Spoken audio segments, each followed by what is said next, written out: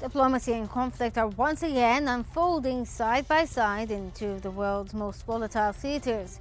In Lebanon, U.S.-mediated talks between Lebanese and Israeli officials are exploring a proposal that could see parts of southern territory transferred to the Lebanese army under international supervision. The discussions come amid a fragile ceasefire, continued Israeli strikes, competing political visions for the south, and Israeli Defense Minister Israel Katz's declaration that Israeli forces will not withdraw from southern Lebanon even if Washington requests it. At the same time, questions remain over Lebanon's sovereignty, the role of Hezbollah, and whether diplomacy can translate into realities on the ground. Meanwhile, in Eastern Europe, Ukraine has intensified its drone campaign deep inside Russian-controlled Crimea and other strategic locations. The military pressure comes as Moscow signals that contacts with Washington could resume, even while Russian officials question the United States' role as an objective mediator. With diplomacy stalled and the battlefield evolving, the debate continues over whether recent developments bring the war closer to negotiations or further away from peace. I'm Reem Morsi, and this is In Focus.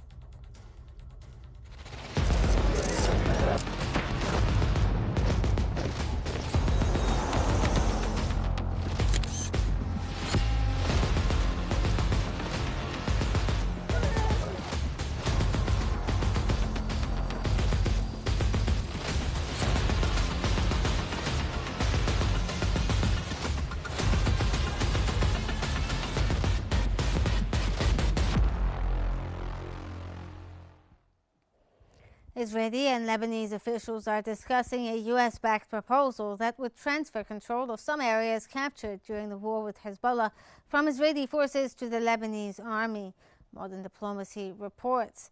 Under the plan, Lebanese troops deployed to those areas would undergo U.S. training and vetting to ensure they have no ties to Hezbollah, while Israel would maintain a presence in the separate buffer zone along the border. The talks taking place in Washington are aimed at strengthening the ceasefire, reducing broader tension, and preventing Hezbollah from re-establishing a military foothold in southern Lebanon. A news outlet highlights the arrangements could help stabilize the region and lower the risk of renewed conflict.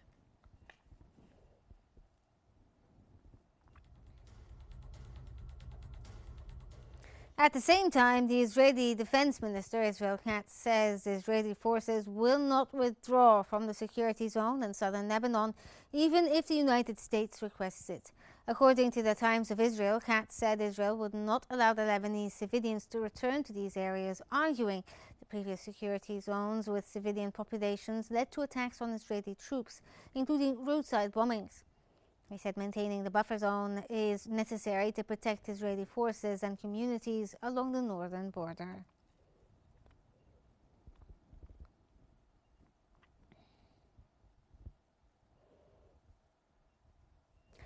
For more analysis, we're joined from Pennsylvania by Melik Francis, a political analyst. Thank you for joining us this evening here on In Focus.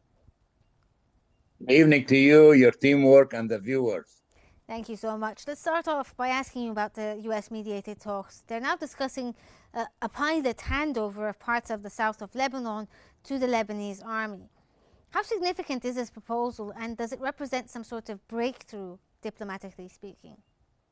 I don't think so, because we're dealing with a terrorist state that does not respect the international laws, is known for its war crimes in Gaza and now in Lebanon. What the Israelis are doing now are demolishing everything they see in their way in south of Lebanon. They're following the same plan they followed in Gaza, and this is a war crime. And unfortunately, the world community is still silent while Lebanese children are killed, and Israel is still killing people today. Near Nabatieh, they killed two persons. As long as the Israeli are occupying Lebanon, there will never be peace in that part of the world. The only solution is for the Israelis to withdraw completely from Lebanese territory, and then Hezbollah will have no business for being a military organization anymore. That will become a political organization in Lebanon, and that's the only solution. There is no other solution. Well, I'm glad you brought that up there. Now, you're saying that basically the Israelis have razed most of southern Lebanon and have displaced millions of people there. And the negotiations are basically about handing over parts of the Lebanese territories back to the Lebanese army, selectively speaking. So, what does the Lebanese government want, or the outcomes they expect from these negotiations? Do they expect a full withdrawal from Lebanese territories by the Israelis, or are they going to accept partial withdrawal? I think the only solution is for Israel to withdraw completely from south of Lebanon, and they should not be allowed to assassinate anyone, and they have to stop violating the airspace of Lebanon and of Lebanese territory, because they have their drones 24 hours a day. People cannot even sleep in the evening all over Lebanon, and that's illegal, and they should not be allowed. The American government must put pressure on the Israelis by threatening them to cut all foreign aid to the state of Israel if they don't abide by the memorandum of understanding between Iran and the United States. Yes, we want Lebanon to speak for itself. We don't want Iran or anyone to speak for the Lebanese people. Lebanon is a sovereign nation, and the Lebanese government now, they are meeting with Israelis and American at the State Department today. But the problem, Israel does not respect any treaty, and they will not withdraw from Lebanon before the Israeli election, because Benjamin Netanyahu wants to tell the Israeli voters, especially in northern part of Israel, that he's protecting them, and most of them really are from the far right settlers up there, and they vote for the Likud. And if Israel withdraw from south of Lebanon, the opponents of Netanyahu will use it against him. And if Hezbollah is not disarmed, it may cost him the election. So all he's doing now for his election, and if there will be peace between Lebanon and Israel, the Israeli court will have hearings for Netanyahu, and I'm sure that he will go to prison, or he won't be allowed to run for a public office. And that's why he doesn't want peace. And look what's going on in Gaza.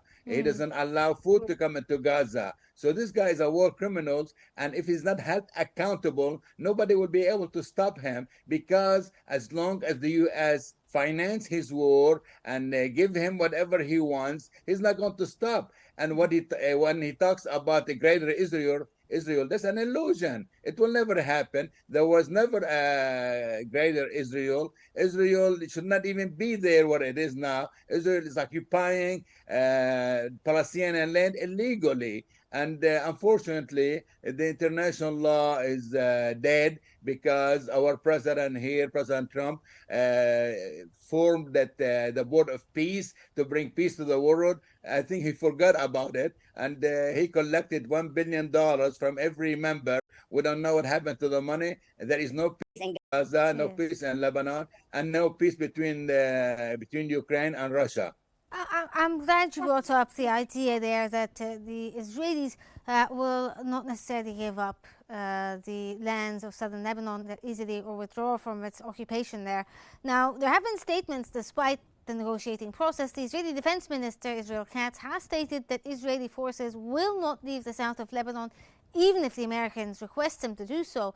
What kind of message are the Israelis trying to send out to the United States at the moment? It's a message to the Israeli voters, because the election will happen in October, and he's telling the American administration, the Trump administration, that we would do whatever we want, and they have been doing, really. Like President Trump said, if you go after one person, you don't bomb the whole building and kill everyone.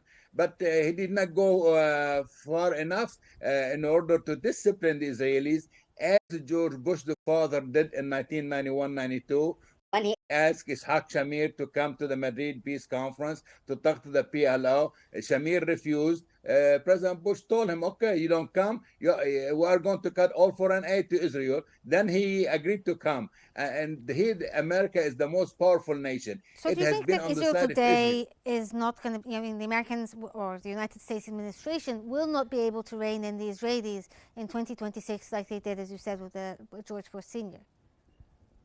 I think it does because yesterday, the results of the primary election in New York, all the pro-Israel Congress people lost the election, and the pro-Palestinian, not the pro-American, really, who were supported by Zahran Mahmadani of the mayor of New York, all won. It was a message to all the Democrats and to all the politicians that if you support Israel, illegal war, the Israeli illegal war in Gaza and Lebanon, we are not going to vote for you in the midterm election in November. So it was a strong message yesterday. It was a dream come true, really, because we never believed that in New York, the Jewish capital of the world, AIPAC, the Israeli lobby, spent millions of dollars, and they lost yesterday. So that means the American people are waking up, and we hope that the Arab leaders will wake up and put an end to the Israelis' aggression in Lebanon and Gaza. Because if Netanyahu doesn't go to prison and wins the election, he's not going to stop in Lebanon. He's going to continue maybe to Egypt, to Jordan, and he will say, "Hey, Jordan is the Palestinian homeland, not Israel," as Yes. Sharon used to say, and other prime ministers of Israel. So he must be stopped. He must be held accountable, and he must be forced to pay reparation to the Palestinians and to the Lebanese. Well, And the that's the likelihood only of that way. is quite low at this moment. But if we can get the perspective of Hezbollah here as well, because they're also, obviously, they're the significant party who are fighting with the Israelis. Now, they have rejected aspects of the emerging diplomatic track. Given this rejection, how much influence do you think that Hezbollah could have ultimately when it comes to the agreement and the success of it? The only way I think for Hezbollah to be disarmed and lay down its arms is for the Israelis to withdraw completely from Lebanon. If Israel does not withdraw, Hezbollah is going to say, "Hey, I'm here to liberate Lebanese territory from the Israeli occupation," as they did in 2000, and they forced the Israelis out of Lebanon. But if the Israelis are out of Lebanon, and there are negotiations now between the Lebanese government and the Israelis with the help of the Americans. There will be a peace treaty between Israel and Lebanon. And if it happens, then Hezbollah will become a political organization. Then after a final agreement between Iran and United States is signed, Iran will stop supporting Hezbollah. So he cannot survive without financial and military help from the Islamic Republic of Iran. Okay, well, back to the Israelis. Now, the Israelis obviously are insisting on maintaining what they've described as a security zone or a buffer zone, which is essentially occupation of Lebanese territory. Can the Lebanese government realistically accept such an agreement given the negotiating path? I think if Israel doesn't stop now killing people and demolishing homes in south of Lebanon and does not withdraw completely out of Lebanon and does not free the hostages, the Lebanese government cannot and will not accept any But do they deal have from enough the leverage Israeli to push government. for anything else? We don't have any leverage. Our leverage really is here. The really Trump administration, if he wants to be a man of peace, as he promised during the presidential election, then I think he will have to do it. Then later on, I think he will get Syria to sign a peace treaty. Then the Abrahamic Accord will be complete, and Trump could claim that he is a president of peace, and he may get the Nobel Peace Prize that he wants to get it before he leaves the White House, or before he dies. So if he does it, but he has to get tougher. He has to work for the interests of the United States, not for the interests of Israel. The peace in Lebanon and in Syria will help the interests of the United States. And now look what's going to happen in Iran. There will be peace. Iran will become an ally of the United States. American companies will go back to Iran to make money. And the Middle East really is a good place for the American companies to succeed and to make profits. Because if Trump does not work for peace, I think many Arab nations will be going toward China And China proved that it's a good ally and a good friend, not like United States that only cares about the security of Israel, but does not care about the security of Jordan or Syria or Lebanon or the Palestinians. And no one is talking about the Palestinians anymore. It's like Gaza doesn't exist anymore. And this is really unacceptable. You have 75,000 people were killed by the Israelis. Not enough food is coming into Gaza, and Israel now occupies more than 70% of the Gaza, and we don't hear anything about it. And this is not the way I think we could accomplish peace. What happened to the Sharm el-Sheikh agreement that was signed in Sharm el-Sheikh? What happened to the Yes. next step that the Israelis should take by Which brings withdrawing us from back to Gaza? the conversation earlier. You said earlier in the conversation that the Israelis basically don't uphold any deals or any negotiated agreements, including the ceasefire in Lebanon. Despite the ceasefire being in effect technically, there have been numerous reports of Israeli strikes and military operations continuing in the south. How damaging is this to the credibility of the United States as a negotiator, and why isn't anyone trying to uphold the ceasefire or force the Israelis to uphold the ceasefire? Unfortunately, as I said, Israel doesn't respect any treaty, any agreement, any UN resolutions. They are the outlaw of the world, and Israel is a terrorist state. They think they're allowed to do whatever they want as long the United States government supports them militarily, financially, and at United Nations. If we file a complaint with United Nations, the U.S. government is going to veto the resolution. They won't allow it. So it's time, I think, what happened in New York, it's time for the pro-Israel politicians who work for the interests of Israel stop working for a foreign nation against the interests of the United States, because we are a nation that works for peace, for human rights, and for democracy. Unfortunately, since Trump returned to the White House, we became an aggressor. We became a nation that is involved in illegal wars. What happened in Iran, it was illegal.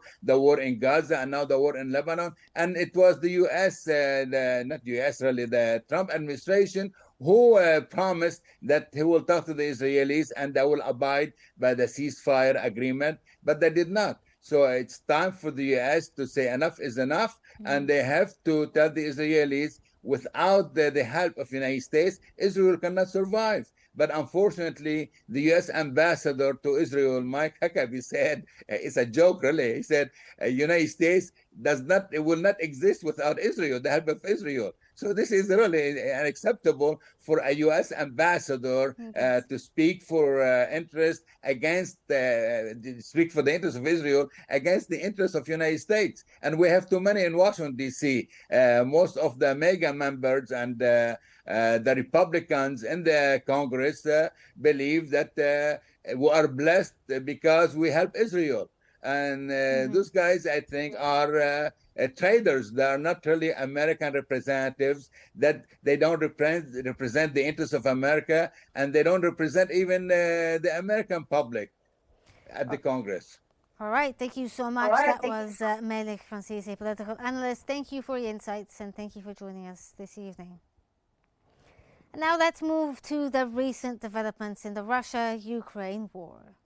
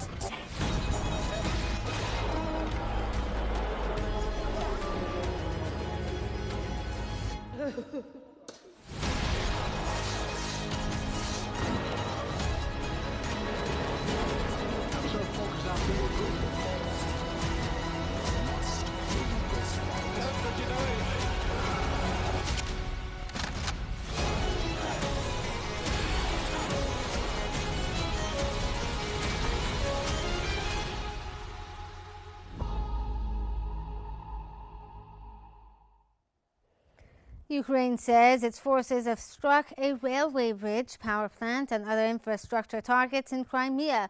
According to The Guardian, the Russian-installed authorities in Sevastopol have imposed new restrictions, including earlier closures of shops, cafes, and public transport, as well as limits on fuel sales and nighttime travel, citing security concerns over drone threats. Ukraine also says drones hit an oil storage site at the Krench thermal power plant, an electrical substation in western Crimea, and a gas distribution facility in Smferopol, with parts of the peninsula experiencing power outages. Russian President Vladimir Putin accused Ukraine of using mass drone attacks to destabilize Russia and said the government must take steps to offset their impact, while Russian officials are considering further fuel export restrictions amid domestic shortages.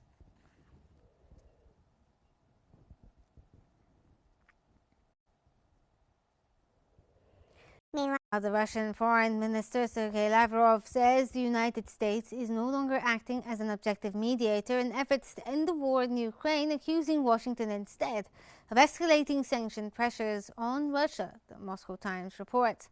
Lavrov's comments follow renewed pressure on Moscow from the G7, where leaders agreed to tighten sanctions targeting Russia's economy, including its energy sector. The newspaper reported that President Putin has accused Europe of preparing for war through large-scale rearmament as tensions continue to rise and diplomatic efforts remain largely frozen.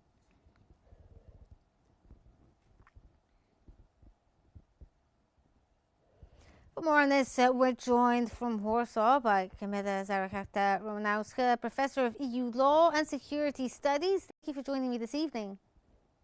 Good evening, ladies and gentlemen. It's always a pleasure to be with you. Always is.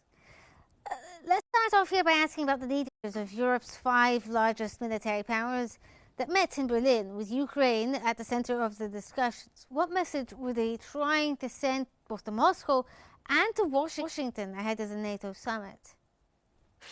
Well, great question. The obvious interpretation is that Europe wanted to demonstrate unity. But the more interesting interpretation is that Europe was simultaneously discussing who speaks for Europe. The message to Moscow was relatively straightforward, in my opinion. Europe wanted to demonstrate that support Ukraine remains intact. Defense spending is increasing, and the major European powers are preparing for the future in which they may need to assume great responsibility for continental security.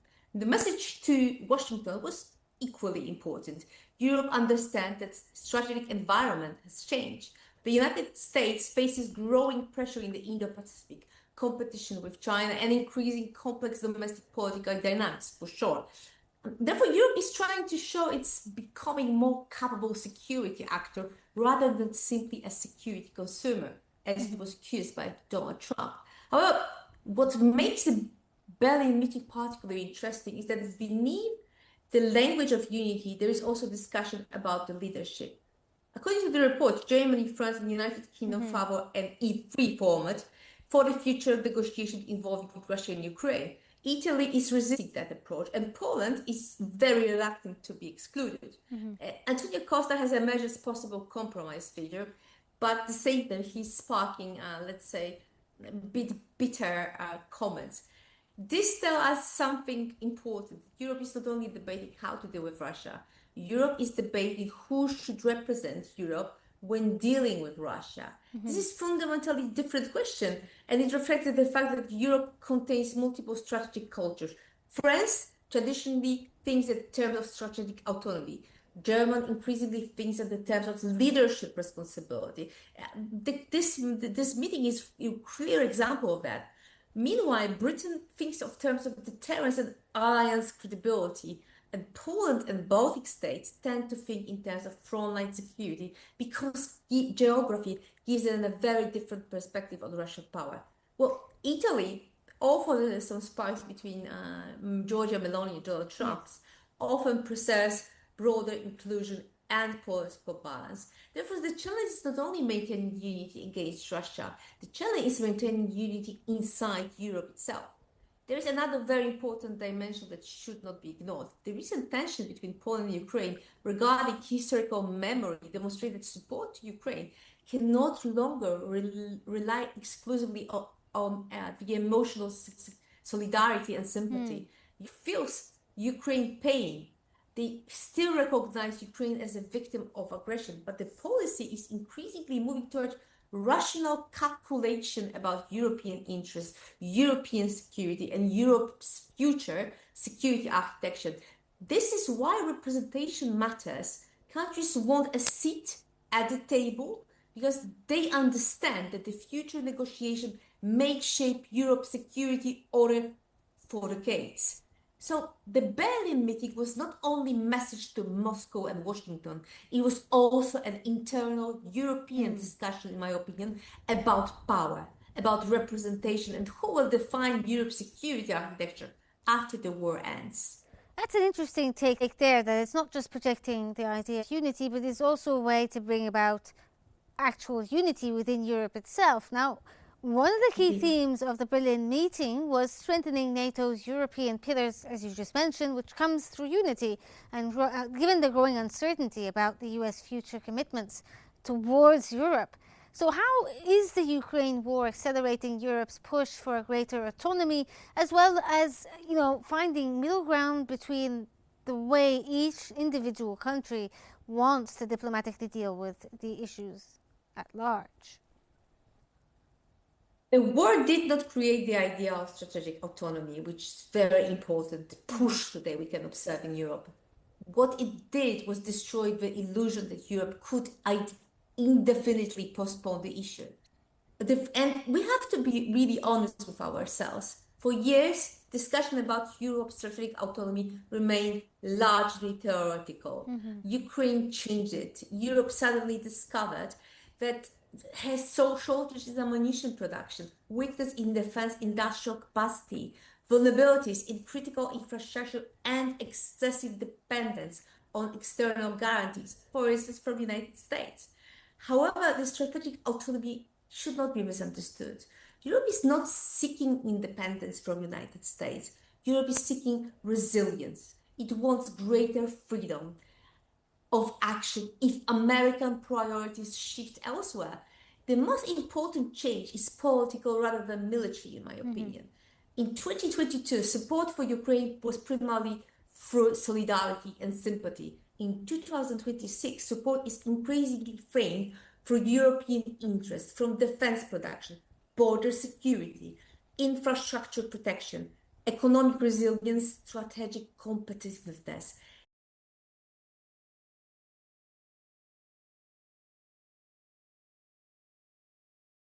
This was very evident no during longer the... than determines.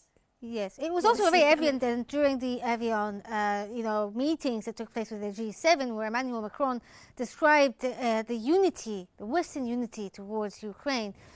Do you believe this somehow makes or is coordinated efforts between G7 nations, NATO, and the coalition within Europe itself towards pressuring the Russians, at least in this moment, given the momentum that the Ukrainians already have with these new fresh attacks towards Russia?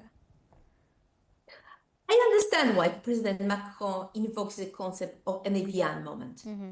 He wants to project an image of West rediscovering strategic unity, in my opinion. The real question is whether this unity can be sustained. There is no doubt that coordination among NATO, the G7, EU, and the so-called coalition of willing increase pressure on Russia, for sure. But pressure alone does not create negotiations. Negotiation emerge where all parties conclude that compromise offers more than continued confrontation. We are not yet at that point. I would also caution against overestimating the degree of Western cohesion, unfortunately. The coalition remains united, but it's evolving. In 2022 was held primarily by the moral outrage. In 2026, is increasingly held together by a strategic calculation. Macron clearly attempts positioning himself as one of Europe's principal strategic voice, as a wise man. But influence cannot be self-declared. It must be recognized in Washington, by Moscow, and in the other European capitals. At the present, his leverage, I mean, Macron's leverage over Moscow is limited, and his influence over President Trump's appears significantly weaker than during earlier phases of his presidency. The real test of so-called alien moment is not whether leaders agree today. They can make a statement. Is whether they remain united. Whether they remain united when political pressure will intensify tomorrow and day after tomorrow, or within 1 month. Well, the unity, as you said there, the unity alone will not lead Moscow to move to the negotiating table, but the Ukrainians in the last month or so have made quite a bit of an advance when it comes to Moscow, especially with their drone campaigns. Most recently, with the unprecedented pressure that we saw in Crimea, as well as the drone attacks that took place on energy infrastructure in the heart of Moscow.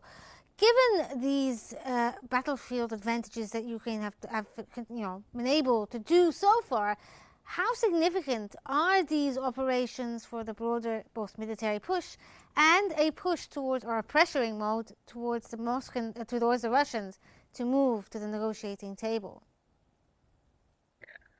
Well, this is an excellent question, because we have to see here that indeed the situation has been recognized. And within the let's say European history, we could observe that when Russians are saying that they are let's say recognizing something, they do it out of the purpose. We need to take into account a very important thing, that what Peskov and Lavrov are saying is always, let's say, how to put it mildly, always a strategy. This is not only the question that someone did something, but it's always a realistic diplomatic framework. At the same time, we have to see that, unfortunately, when they say about huge stream, for instance, of Ukrainian drones, as Putin said, they probably acknowledge Ukrainian drone attack. And this is something which is controlled strategic communication, in my opinion. Because Putin very rarely speaks only to describe facts. He speaks to shape interpretation. When he mentioned a huge stream of drones, for instance, he is addressing several audiences at once. To Russian public, he says that threat is serious. We state are managing. But to the West, he's saying Ukraine can hurt us, but not break us. And to possible future negotiators, he says Russian absorbs pressure and remains at the table on its own terms. And it's really important, because we must understand Russian strategic culture. Moscow is often less concerned with winning quickly than with enduring longer than its opponents. Russia's strategic tradition has always placed enormous value on patience, ambiguity, silence, and waiting for the political environment to change. Well, given the fact that Putin acknowledged this, I mean, I understand what you're saying, that Russians want to project, strength, and that they are unbeatable in all of this. But the fact that Putin actually acknowledged the huge stream of Ukrainian drones, does this not indicate growing concern within the Kremlin that Ukraine is formidable and that they have a range capability that can reach into the heart of Moscow? I think if we take into account what usually Peskov and Lavrov are saying, using a very, let's say, a very advanced and in-depth diplomatic and communication skills, they always show a very similar path of the same machinery, I would say. Peskov very often tests the atmosphere. Lavrov fixes diplomatic line. Neither should be read as simply communicating intentions. They communicate posture, options, and psychological pressure. When they are saying that they recognize the threat, they are showing as well that Ukraine is capable of, for instance, defending themselves. which is creating an impression, for instance, that in 2026 they are, for instance, capable for protecting themselves. And we can, in the age of hybrid threats and disinformation, we can actually ask ourselves how we strengthen our deterrence and how we reduce vulnerabilities in Europe, and who will represent Europe when it comes to negotiating, when actually Ukraine is quite capable for defending itself or even attacking. Yes. Every single diplomacy Russia are doing, it's showing the extreme high level of skills.